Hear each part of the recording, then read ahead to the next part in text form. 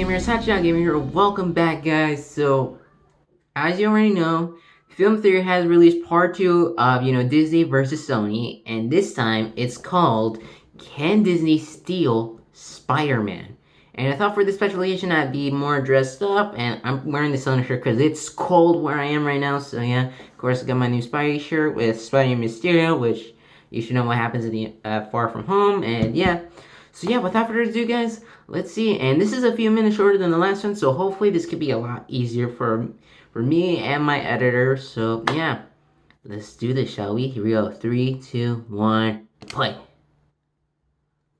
Okay. Motor theorists. What can I do for you, sir? Mouse? I'm looking for a car, something sporty, something sexy. Well, then, do I have the perfect vehicle for you? It's a Porsche Spyder. Super high-end, great track speeds. Heads will be turning when you take this baby out on the road. Oh, boy, I'll take it. Fantastic. Though, be warned, it is an expensive car. We're talking close to $100K for this baby. I said I'll take it. Price is no object, I see. Great, I'll just ring it up right now. You clearly don't understand. I said I'll take that Spyder, and I'll take it for free. If I need to, I'll buy up every other car dealership in the area just to put you out of business. That Spyder will be mine for $0. And you know what? You'll be glad about that. I'll show it off alongside all my other cars, and you will love it. You'll eat it up. You won't be able to get enough as I sell you the privilege to watch me show off all my cars. Are we still talking about cars? I'll make millions, billions off that free Spyder.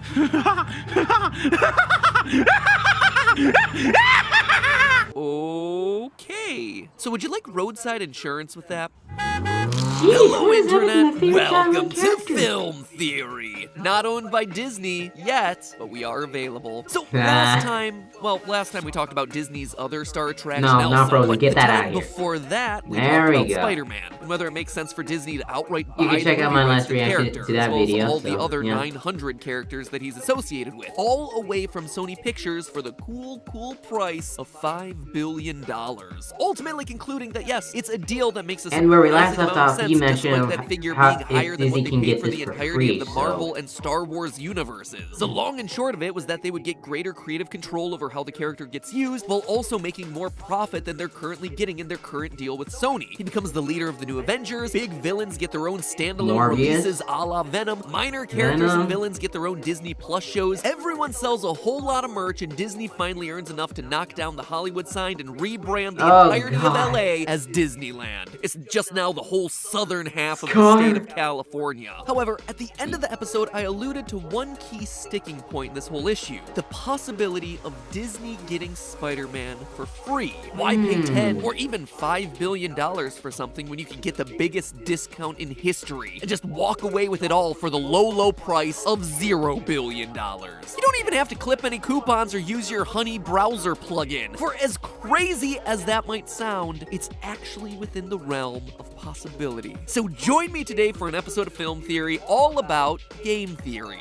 the economics concept. A prisoner's dilemma played at the mega corporation scale with billions of dollars and thousands of jobs on the line. And all of it is centered on that darn webhead. Now, up to this point in our analysis, we've been talking a lot about what Spider-Man is worth to Disney, but it's equally important to consider the value of Spidey's film rights to Sony. Because if we're being honest, Sony needs Spider-Man big time. 6 of Sony's top 10 highest grossing films worldwide are from the Spider-Man franchise. Over 50%. It is undeniably the studio's biggest property. Without Spider-Man, Sony's next biggest properties are James Bond, pretty solid, and then Jumanji. I mean, don't get me wrong, the new Jumanji movies are a heck of a lot of fun, but you know, there's only so many times that you can laugh about I love the Welcome to the Jungle and and then there's also the Next Level. The Da Vinci Code. Never heard what of is that this, movie. 2006? So despite Disney reportedly offering $5 billion, now you can start to see why Sony might not want to sell the webhead for anything less than 10. It's one of the few reliable things they have that has the potential to make large stacks of cash. Last episode, we covered the ins and outs of the different agreements Sony and Disney have had in place over the years. So if you'd like more detail on those, check out the previous episode. But knowing those deal points, consider this. Spider-Man Far From Home was under the old agreement where Sony put up 100% of the financing of the movie and got back 95% of what those movies made, with the other 5% going to Disney money as an entry fee to get him into the MCU. Mickey Mouse is like the highest paid bouncer of all time. Want to get into the MCU? Tough. Call me when you can pull in $1 billion. The film made $1.13 billion, and Sony spent $160 million to make it. In total, Sony walks away with $921 million. And just as a reminder, all of this is super back in the napkin math, not accounting for how much movie theaters make, weird accounting costs, etc., etc. Entertainment is just a weird, sketchy business where numbers can literally mean anything and come from anywhere. I've seen this in action.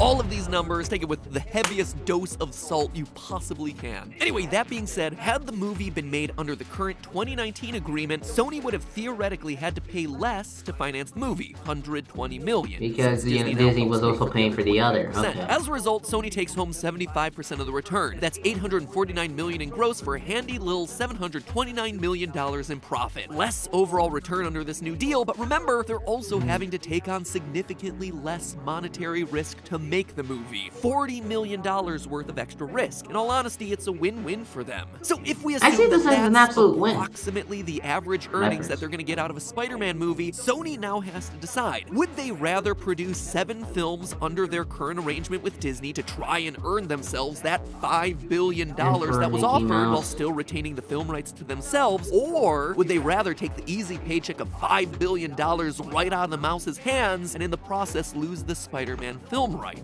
Making 7 hit movies is a lot to accomplish, especially when every other Spider-Man story seems to peter out after its 3rd entry. Get it? Peter out? Peter Parker out? Yeah. But seriously, that's a really hard number to hit. But then again, you have Far From Home's amazing reception and super exciting cliffhanger. Venom has its own surprise hit due for its sequel and a follow-up to Spider-Verse. So all told, the franchise is in a really great place. Spider-Man is stronger than he's ever been right now. It seems like it's a pretty easy call. That's my brother. Sony should keep the film rights and keep raking in that sweet, sweet spider dough for another decade. But all of that's assuming that Sony themselves will be in existence for years and years to come. Haha! And that is the twist, my friends. Rumor has it that Apple is seriously thinking of acquiring Sony. Oh yeah, I heard about this. Those rumors just won't go away. And see, let me pause right here. So, yeah, during around the time when, like, you know, after Spider-Man was out of the MCU, I was hearing rumors about, like, Apple, like, buying Sony. So, basically, the idea was that since if Apple was given by Sony, then that means the Spider-Man rights will go directly to Disney, which I thought that would be a really good option. But since, you know, the agreement came out, and now that since he's bringing up, Phil Theory's bringing it up right now, I wonder what this can mean right now.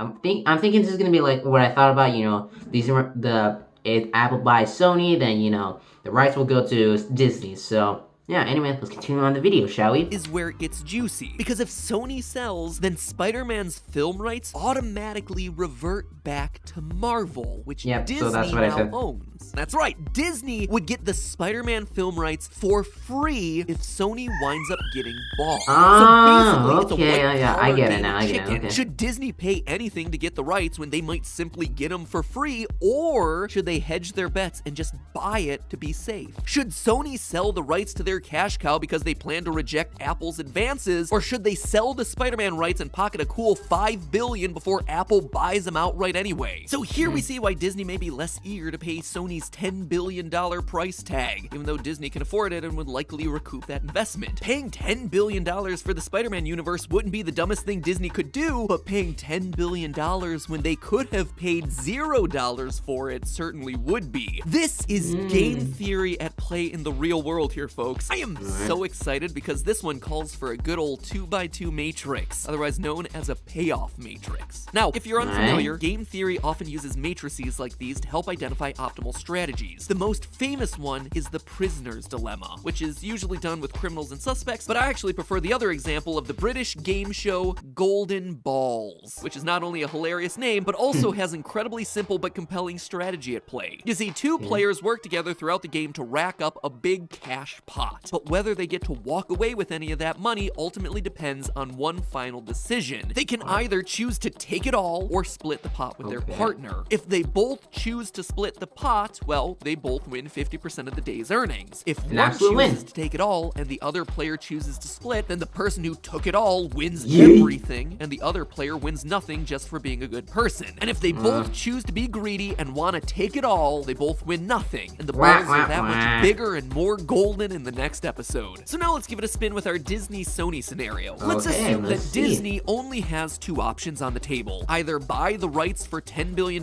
price tag that Sony wants, or wait it out with their current deal. Sony, meanwhile, will either get acquired by Apple or not. For our purposes, we'll assume Disney has no idea what Apple plans to do. So this in turn sets up our 2x2 matrix. Disney get $10 billion or not, Sony get acquired or not. So now let's focus on the Disney payoffs. For Disney, the absolute best outcome is to pay nothing. Sony sells to Apple, and Disney just inherits the Spider-Man rights for free. So if Disney waits and Sony gets bought, Disney basically gets $10 billion for free. So we're gonna give this scenario a value of +10 for Disney. The absolute worst outcome for Disney would be to pay the $10 billion for the rights, only to then have Sony get acquired by Apple, at which point they would have paid for something that they could have gotten for free. So we're gonna give that scenario a -10 to Disney. What if Disney pays but Sony doesn't get acquired? Well, that's just kind of a nothing lost, nothing gained scenario for both parties. Disney pays a little more than they wanted to, but will probably make that price up in time. Sony gets what they believe to be a fair price for their assets. So we're gonna give that one a 0-0 for both sides. It's probably more accurately a -1 for Disney because they pay more than they wanted, and a +1 for Sony since they're probably charging a bit of a high price tag, but for simplicity, let's say 0-0. Finally, if both Disney and Sony simply stay put in their current 2019 agreement, we're gonna call that a +3 for Disney. Though they get less creative control and less money than they may like, they're gonna make money and get to use Spider-Man in the MCU. Mostly positive. So that's the Disney side of the matrix. Now let's talk about Sony. The best case scenario for Sony is to pull a fast one on Disney. They sell the rights to Spider-Man for $10 billion right before Apple acquires them. It's like finding a wallet with $10 billion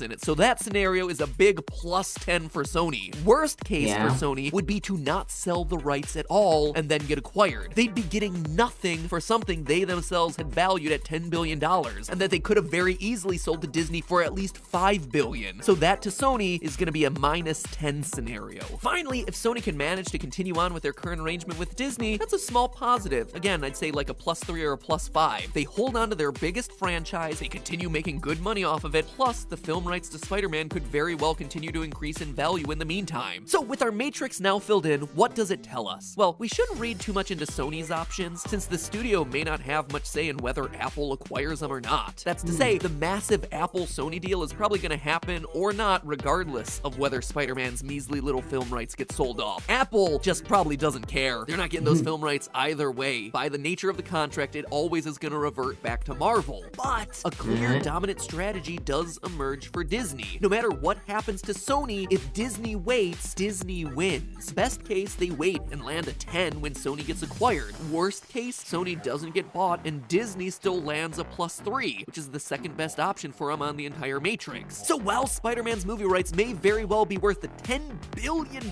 price tag that Sony seems to believe, it's pretty clear that Disney won't be paying that price. Sony's uncertain future simply puts them in too weak of a negotiating position. If Apple doesn't acquire Sony, expect to see Disney and Sony's uneasy marriage continue indefinitely, as it's mutually beneficial to both parties to keep Sony's movies linked to the MCU. But if the Apple conversations do start to get really serious, expect to see a lot of news about Sony shopping the Spider-Man film rights around in a last-ditch effort to get something for their property. And when that happens, expect Disney to wind up being the highest bidder, taking the movie rights for far less than $10 billion and continuing their unstoppable march towards world domination. So is Spider-Man worth paying $10 billion for? Well, we concluded last time that on paper, the answer was yes. But in practice, the machinations of big business actually say no. Disney shouldn't buy. But hey, that's just a theory. A film theory. And cuts.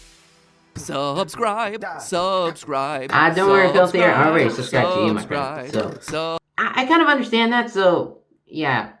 So, you know, of course, if Disney waits and Apple acquires Sony, then they will get the Spider-Man rights for free. And if Sony doesn't get required and Disney waits, they will still go on with the agreement. And yeah, yada yada yada. But overall, I really did enjoy this video, guys. So what are your thoughts about this? And what do you think the scenario will go like for in the future with Disney and Sony and Apple? So yeah. Anyway, guys, don't forget, guys, to leave a like, comment, and subscribe. And what other videos you want me to react to next? And yeah, now it's time for me to wrap up and roll out.